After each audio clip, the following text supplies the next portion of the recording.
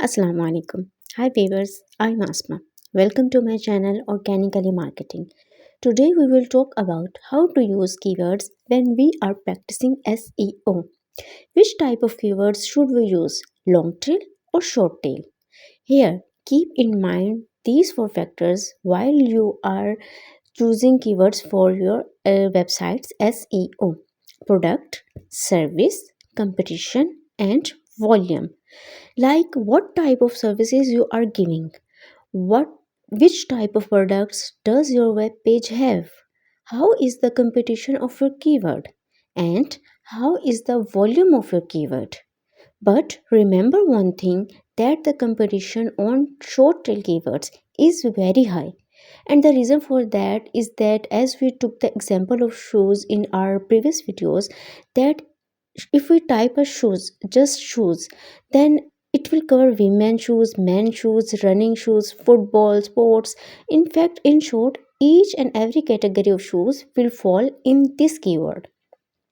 Thousands of varieties will come. Definitely, the competition will be more. But as we talk about long tail, in long tail, competition decreases because the audience is specific and limited, but will be sale and lead generated for you. For some products and sites, you will use long tail keywords. In some, you will use short tail keywords. It is normally totally depend on your website's nature. So when we talk about choosing keywords for SEO, let's understand it. Normally, keywords mean about whom your website is about, but when we do SEO of any websites, keywords are basically those words for us on which we want our web page to rank.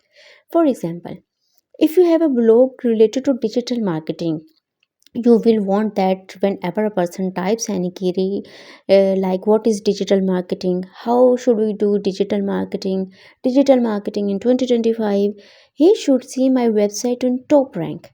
So keywords mean those words or phrases on which you want to rank your website on search engines.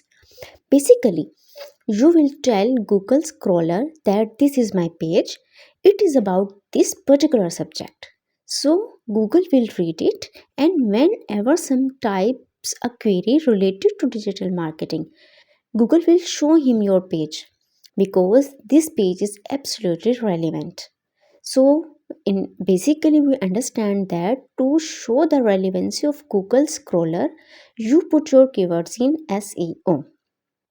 But here is the most important part, that it doesn't mean that if you put good keywords or relevant keywords in your blog or website, then your website will rank.